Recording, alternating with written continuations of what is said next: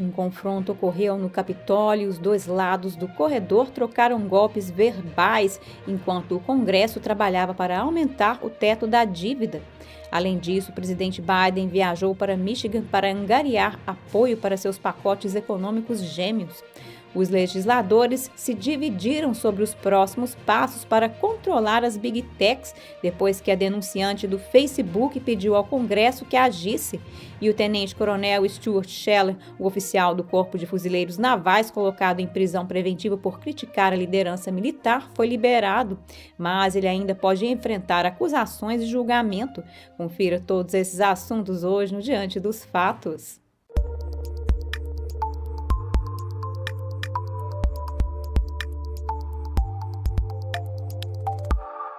Houve um confronto no Capitólio enquanto o Congresso debatia o aumento do teto da dívida. Isso ocorre antes do governo correr o risco de ficar sem dinheiro. Os democratas deram mais uma chance ao voto sobre o limite da dívida na tarde de quarta-feira. Isso permitiria que começassem a debater um projeto de lei que suspenderia o limite da dívida até o final do ano que vem. We could prevent a catastrophic default with a simple majority vote. Na terça-feira, o presidente Biden sugeriu que eles poderiam usar a opção nuclear, ou seja, retirar a regra que exige 60 votos para aprovar a maior parte da legislação. Ele disse aos repórteres: "Acho que é uma possibilidade real." Os republicanos também não podiam usar a obstrução para bloquear a votação, mas o líder da minoria disse que isso é improvável. That would require getting consent from every single Republican to lower the threshold to 51. Do you not have the power to do that? I can't imagine that would happen. Em vez disso, os republicanos querem que os democratas usem o processo de reconciliação, que não requer nenhum apoio republicano.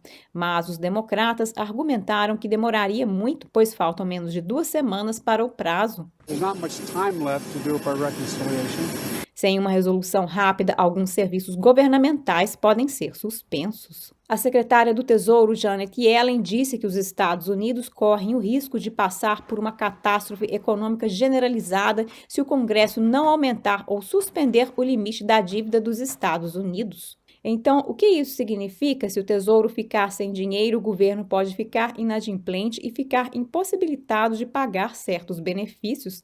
De acordo com o Centro de Política Bipartidária, o Tesouro poderia ser forçado a cortar pagamentos em mais de 40%, incluindo áreas como previdência social, pagamento militar, programas habitacionais e desemprego. E para esclarecer, o teto da dívida não envolve novos gastos, como os pacotes de gastos de 3,5 trilhões que os democratas estão tentando aprovar. Ao invés de criar novos gastos, o teto da dívida é sobre gastos que o Congresso já autorizou, como o pagamento da Previdência Social. Ele é um limite para empréstimos federais.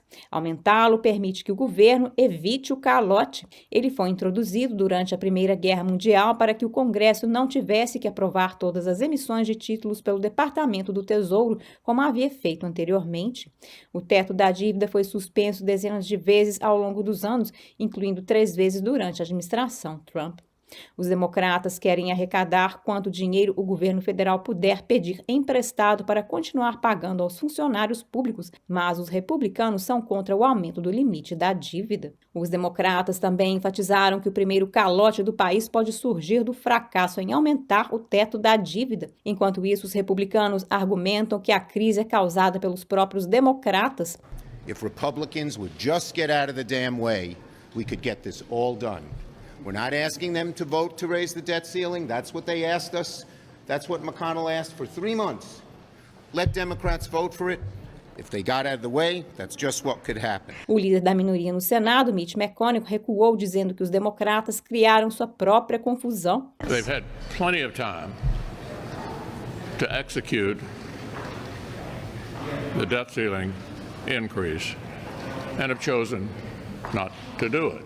Agora, se isso vai acabar com a inadimplência do Tesouro, o Moody Investor Service disse na terça-feira que espera que Washington aumente o limite da dívida. E o senador Joe Manchin também opinou. We are not going to default as a country. We will not default. That's the responsibility we have as senators, as congressmen, as 535 of us responsible to protect this great country and an equal branch of government. But the bottom line is we have a responsibility to be the adults. Our leadership has the responsibility to lead. E não é apenas o teto da dívida que está sendo debatido. O presidente fez uma oferta no Michigan na terça-feira para angariar apoio para seus 2 pacotes econômicos. Ambos estão paralisados no Capitólio por causa das fortes divisões dentro de seu próprio partido. Os principais pontos são tamanho e escopo. These bills are about competitiveness versus complacency. They're about opportunity versus decay. They're about leading the world or continue to let the world pass us by. A equipe do presidente argumentou que seu plano de reconstruir melhor, que inclui um pacote de infraestrutura de $1 trilhão, bem como um pacote maior de 3,5 trilhões para expandir a rede de seguridade social, são essenciais para o crescimento econômico do país. He's going to have his sleeves rolled up and he'll be very engaged moving forward. Com tanto em jogo, alguns dizem que é mais importante do que nunca que o Congresso cumpra o prazo. We ought to focus on children, focus on taking care of our seniors, focus on getting this country back on track, and stop looking at these top-line numbers. E agora vamos a algumas atualizações sobre os militares. O tenente-coronel Stuart Scheller, o oficial do Corpo de Fuzileiros Navais colocado em prisão preventiva por criticar a liderança militar do Afeganistão, foi libertado. Uma fonte familiarizada com o assunto disse ao Epoch Times que Scheller apresentou um pedido de renúncia em vez de um julgamento, mas ele ainda pode enfrentar acusações e julgamento em um tribunal militar. Scheller foi inicialmente agendado para uma audiência de previsão inicial pré-julgamento na terça-feira, e alguns líderes militares queriam fazer isso em segredo. Ele se tornou viral no final de agosto por criticar a alta liderança militar na retirada do Afeganistão. Seu vídeo inicial foi postado no mesmo dia em que 13 soldados americanos e dezenas de afegãos foram mortos em um ataque fora do aeroporto internacional de Cabul. Ele publicou outro vídeo em 16 de setembro, dizendo que estava pedindo responsabilidade dos líderes sêniores sobre os erros óbvios que foram cometidos. Nesse vídeo, Scheller também disse que estava apresentando acusações contra o comandante do Comando Central, o general Kenneth Frank Mackenzie, por seu papel na retirada desastrosa do Afeganistão. Segundo relatos, Scheller foi preso em 27 de setembro, fato que gerou indignação de membros do público e de alguns legisladores. 35 deles escreveram uma carta pedindo a libertação de Scheller. E durante a audiência do Facebook no Senado, Frances Haugen convocou o Congresso a agir. Facebook needs to take responsibility. Vamos dar uma olhada em como os legisladores estão respondendo. O senador Richard Blumenthal alertou que o Facebook enfrenta um acerto de contas semelhantes a outras indústrias, como a do tabaco. Foi então que a indústria do tabaco tentou esconder a informação de que o cigarro causava câncer.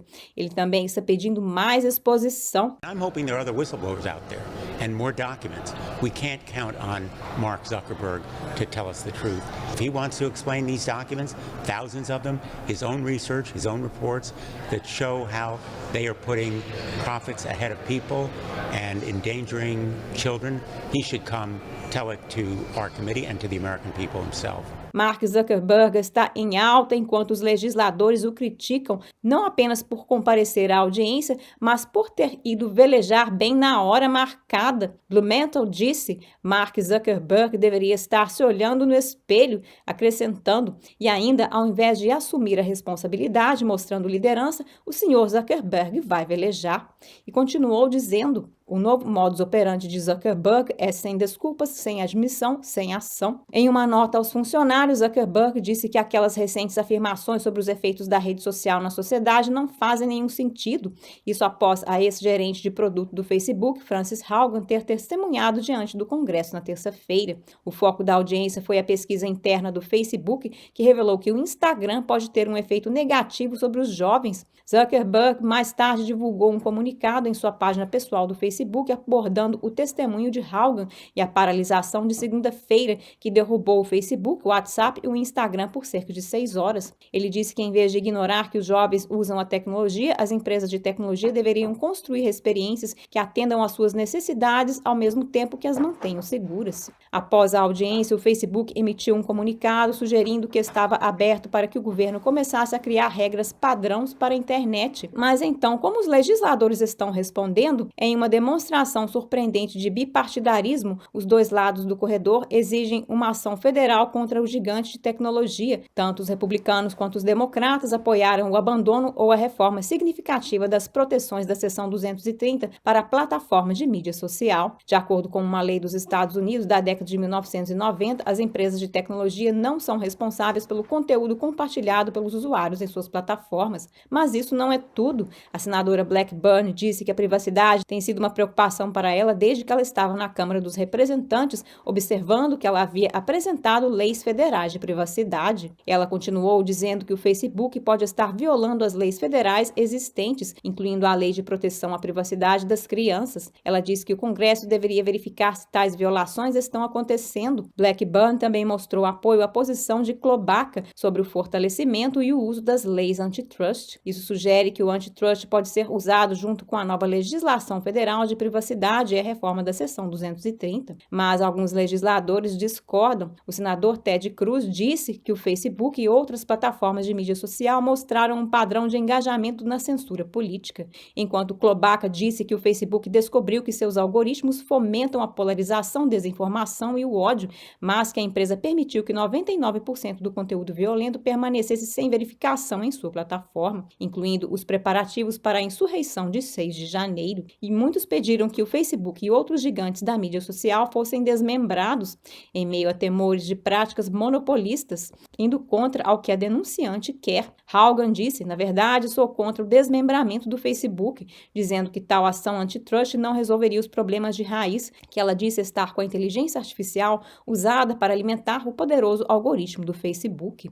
Apesar de Blackburn e Klobuchar terem sugerido a ideia, ela prosseguiu dizendo que o Facebook é a internet para grande parte do mundo, especialmente observando as regiões mais pobres da África como um excelente exemplo. Se você for para a África, a internet é o Facebook. E o que o Facebook tem a dizer sobre tudo isso? A diretora de comunicações políticas da empresa, Lena Pitt, respondeu questionando a credibilidade de Haugen, dizendo que ela era uma ex-gerente de produto do Facebook que trabalhou para a empresa por menos de 2 anos, não tinha subordinados diretos, nunca compareceu a uma reunião de ponto de decisão com executivos de nível C. Ela continuou dizendo: não concordamos com sua caracterização das muitas questões sobre as quais ela testemunhou. Apesar disso, concordamos em uma coisa: é tempo de começar a criar regras padrão para a internet. Isso é um reflexo das declarações anteriores de Zuckerberg, que expressaram que ele está aberto à reação do governo para regular sua plataforma. E agora algo um pouco diferente. Uma obra-prima do renomado artista renascentista Sandro Botticelli deve arrecadar milhões quando chegar ao bloco de leilões no próximo ano. Aficionados da arte preveem que O Homem das Dores